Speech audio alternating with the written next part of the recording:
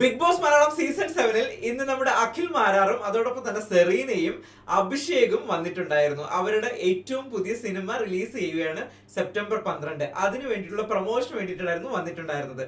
അപ്പോ നമ്മുടെ അഖിൽ മാരാറിന് ഒരു ഫേവറിസം ഒരു വ്യക്തിയോട് ഉള്ളതായിട്ടൊരു തോന്നൽ എനിക്കുണ്ടായി. നിങ്ങൾക്ക് ഉണ്ടായിട്ടുണ്ടോ എന്ന് എനിക്കറിയത്തില്ല. അതെന്തുകൊണ്ടാണെന്ന് ഞാൻ പറയാം. അതുകൂടാതെ തന്നെ നമ്മുടെ നൂറ ടാസ്ക് ചെയ്ത രീതി ഇന്നത്ര ശരിയായില്ല. നൂറ വളരെ നെർവസ് ആയിരുന്നു ടാസ്ക് ചെയ്യുന്നതിൽ. അതുകൊണ്ട് തന്നെ ആ ടാസ്ക് പരാജയപ്പെട്ടു എന്ന് പറയാതെ നിവൃത്തിയില്ല. പക്ഷേ അതിനുശേഷം പരിഹരിക്കാനായി നമ്മുടെ ഒരു സർക്കസ് ടാസ്ക് ഉണ്ടായിരുന്നല്ലോ, ബി സർക്കസ് ടാസ്ക്. ആ ടാസ്കിൽ നമ്മുടെ അനീഷും കൂട്ടരും ബാക്കിയുള്ളവരെല്ലാം അടിച്ചു പൊളിച്ച് കലക്കൻ എപ്പിസോഡാക്കി അവസാനിപ്പിച്ചിരുന്നു. എല്ലാം നമുക്ക് പറയാം. അതിനു മുമ്പായിട്ട് ആദ്യമായിട്ടാണ് നിങ്ങളുടെ ചാനൽ കാണുന്നതെങ്കിൽ തീർച്ചയായിട്ടും ചാനൽ സബ്സ്ക്രൈബ് ചെയ്യണം. അതോടൊപ്പം തന്നെ വീഡിയോ ഇഷ്ടപ്പെട്ടു കഴിഞ്ഞാൽ ലൈക്ക് ചെയ്യും, കമന്റ് ചെയ്യുകയും ചെയ്യണം. ഓക്കെ, അപ്പൊ ആദ്യം പറഞ്ഞതുപോലെ നമ്മുടെ അഖിൽ മാരാറിന്റെ എൻട്രൻസ് ആണ് ആദ്യം. അഖിൽ മാരാർ വരുന്നു, ഒരു ടാസ്കുമായിട്ടാണ്, നമ്മുടെ നൂറയുടെ ചെരുപ്പ് കമ്പനിയുടെ ടാസ്കുമായിട്ടാണ് വരുന്നത്. പക്ഷെ വരുന്നതിന്റെ ഉദ്ദേശം അവരുടെ ലേറ്റസ്റ്റ് മൂവി പ്രൊമോട്ട് ചെയ്യുന്നതിനായിട്ടാണ് അഖിൽ മാരാർ വരുന്നത്. അഖിൽ മാരാർ വന്ന ഉടനെ എല്ലാവർക്കും ഷേക്ക് ഹാൻഡ് കൊടുക്കുന്നു. ഓക്കെ, ഷേക്ക് ഹാൻഡ് കൊടുത്ത് അവസാനം ഒരു 3-4 പേരെ ആകുന്നു. അപ്പോ അനീഷിന്റെ ഊഴമാണ് വരുന്നത്. അനീഷിന് അഖിൽ മാരാർ പോയി ഹഗ് ചെയ്യണം, അങ്ങോട്ട് പോയി ഹഗ് ചെയ്യാണ് ചെയ്യുന്നത്. നിങ്ങൾ കണ്ടിട്ടുണ്ടാവും, ഞാനത് ലൈവിൽ നോട്ട് ചെയ്തതാണ്. സോ വിച്ച് മീൻസ് അഖിൽ മാരാറിന് ഒരു എക്സ്ട്രാ ഫേവറിസം അല്ലെങ്കിൽ ഒരു എക്സ്ട്രാ സ്നേഹം നമ്മുടെ അനീഷിനോടുണ്ട് എന്നുള്ളത് കൃത്യവും വ്യക്തവുമായിരുന്നു. അതിനുശേഷമാണ് ബാക്കി വന്ന നമ്മുടെ ഒനിയിലാണെങ്കിലും നമ്മുടെ അഭിലാഷ് ആണെങ്കിലും അതോടൊപ്പം തന്നെ അനുമോൾ ആണെങ്കിലും വന്ന് ഹഗ് ചെയ്തത്. അതിനുശേഷം പുള്ളി ഇങ്ങോട്ട് ഇനിഷ്യേറ്റീവ് എടുത്തിട്ടാണ് ഹഗ് ചെയ്തത്. അതിനർത്ഥം അതിനുശേഷം ടാസ്ക് വായിക്കുന്നതിനിടയിലും അനീഷേട്ടന്റെ ബുക്ക് പോലെ തന്നെ ഞാനും പണ്ട് 13 വർഷങ്ങൾക്ക് മുമ്പ് ഞാനും ഇതേണക്ക് പുസ്തകം എഴുതിയിട്ടുണ്ട് എന്ന് അനീഷേട്ട അത് പറയുന്നുണ്ട്. അത് കഴിഞ്ഞതിന് ശേഷം പോകുമ്പോഴാണെങ്കിലും അനീഷിനോടൊരു പ്രത്യേകത, തിരിച്ചും അനീഷ് അതേ രീതിയിൽ ബിഹേവ് ചെയ്യുന്നു. വിച്ച് മീൻസ് എല്ലാം കൂടി നോക്കുമ്പോഴത്തേക്ക് സാധാരണക്കാരനെ അഖിൽ മാരാർ സപ്പോർട്ട് ചെയ്യുന്നു എന്ന് പറയുന്നതിൽ തെറ്റില്ല എന്ന് തോന്നുന്നു. ഏകദേശം നമുക്ക് മനസ്സിലാവുന്നു ആ ഒരു അപ്പിയറൻസിൽ നിന്ന്. എന്താണ് നിങ്ങളുടെ തോട്ടം എന്നുള്ളത് കമന്റ് ചെയ്യണം. അതിനുശേഷം നടന്നത് പിന്നീട് നമ്മുടെ നൂറയുടെ ടാസ്ക് ആയിരുന്നു നടന്നത്. നൂറയുടെ ചെരുപ്പ് കമ്പനിയുടെ ടാസ്ക് ആണ് നടന്നത്. 50 ജോഡി ചെരുപ്പുകളാണ് സെലക്ട് ചെയ്ത ആൾക്കാർ ചെയ്യേണ്ടിയിരുന്നത്.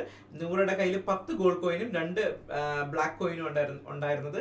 2 ബ്ലാക്ക് കോയിൻ എന്ന് പറഞ്ഞു കഴിഞ്ഞാൽ അത് കിട്ടുന്നവർക്ക് നേരെ ഡയറക്റ്റ് നോമിനേഷനിലേക്ക് പോവുകയും അതോടൊപ്പം തന്നെ നമ്മുടെ നൂറ ഈ ടാസ്ക് കൃത്യമായി വിജയിച്ചില്ലെങ്കിൽ നൂറയുടെ സ്പെഷ്യൽ പവർ പോവുകയും ചെയ്യും. ഓക്കെ, അങ്ങനെ ഇരിക്കെ പക്ഷെ നൂറ കളിച്ച രീതി, നൂറ ആദ്യം വെറും 2 പേർക്ക് മാത്രമാണ് നമ്മുടെ ഗോൾഡ് കോയിൻ കൊടുത്തത്.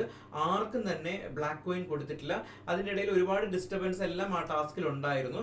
അതിനുശേഷം ടാസ്ക് കഴിഞ്ഞ് തീർന്നിരുന്നതിന് ശേഷം ക്വാളിറ്റി കൺട്രോളിങ് എല്ലാം കഴിഞ്ഞതിന് ശേഷമാണ് ഓരോരുത്തർ വന്ന് പ്രൊവോക്ക് ചെയ്യുമ്പോഴാണ് ഈവൻ നമ്മുടെ ആദിലേക്ക് പോലും ഗോൾഡ് കോയിൻ നമ്മുടെ നൂറ കൊടുക്കുന്നത്. അതായത് മറ്റുള്ളവർ പറയുന്നത് ഇത് സംഭവം നൂറ ഫസ്റ്റ് ടാസ്ക് തുടങ്ങുന്നതിന് മുമ്പ് തന്നെ നൂറ അത്ര കോൺഫിഡന്റ് അല്ലായിരുന്നു ടാസ്ക് ചെയ്യുന്നതിൽ.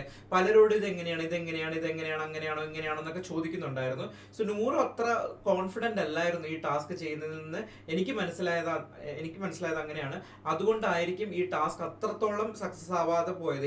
എന്റെ പേഴ്സണൽ തോട്ടാണ്. നിങ്ങൾക്ക് ചിലപ്പോൾ അതുപോലെ ആയിരിക്കും തോന്നിയിട്ടുണ്ടാവും എന്നുള്ളത് ഉറപ്പാണ്. പക്ഷെ അത് കഴിഞ്ഞ ശേഷം നമ്മുടെ സർക്കസ് കമ്പനി അടിച്ചു പൊളിച്ച്, നമ്മുടെ നൂറയുടെ തന്നെയാണ് എന്റർടൈൻമെന്റിന് വേണ്ടിയിട്ട് ഉപയോഗിച്ചൊരു സർക്കസ് കമ്പനി ആയിരുന്നു. പക്ഷെ അടിപൊളിയായിരുന്നു. അതിന്റെ ഹോസ്റ്റ്, അതായത് റിംഗ് മാസ്റ്റർ ആയിട്ട് എത്തിക്കഴിഞ്ഞാൽ നമ്മുടെ അനീഷേട്ടനെ അല്ലെങ്കിൽ അനീഷിനെ നമ്മൾ ഈ ആഴ്ചയിൽ ഏറ്റവും ഇൻട്രസ്റ്റിംഗ് ആയിട്ട് കണ്ടത് ഇന്നത്തെ ദിവസമാണ്. ഇന്ന് അതിനിടയിൽ നിങ്ങൾ ലൈവിലെ കണ്ടോന്ന് എനിക്ക് അറിയത്തില്ല, മറ്റേ പരിപാടി വെച്ചിട്ടാണ് കണ്ണു തുറക്കുന്നത് ഞാൻ കണ്ടു.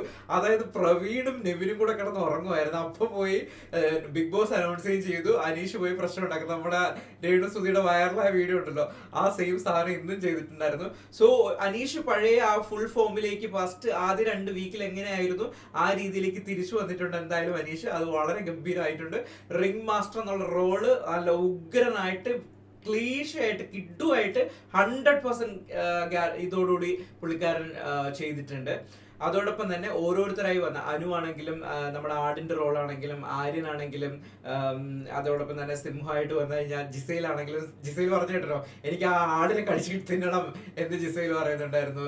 പിന്നെ പ്രവീൺ ആണെങ്കിലും റെന ആണെങ്കിലും എല്ലാവരും ഒന്നടങ്കം അടിപൊളിയായിട്ട് ടാസ്ക് ചെയ്തായിരുന്നു. അതുകൊണ്ടാണ് നമുക്ക് എപ്പിസോഡ് കഴിഞ്ഞപ്പോൾ ഒരു ചെറിയ സാറ്റിസ്ഫാക്ഷൻ കിട്ടിയത്. അതിന് മുമ്പായിരുന്നെങ്കിൽ മറ്റേ ടാസ്ക് ഭയങ്കര ബോറിംഗ് ആയിരുന്നു, ലൈവിലൊക്കെ കംപ്ലീറ്റ് ബോറടി ആയിരുന്നു. അതുകൊണ്ട് ഇൻട്രസ്റ്റിംഗ് ഇല്ലാത്ത ടാസ്ക് ആണ്. ഇനി നാളെ അടുത്ത ടീമുമായിട്ടായിരിക്കും വരാൻ പോകുന്നത്.